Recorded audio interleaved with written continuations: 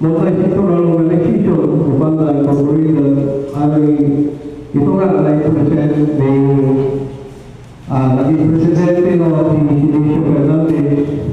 Ito po ay na-register sa state noong April 23, 2002 ng registration number ay E2 00206577. Original po na pag-post ng 15 members.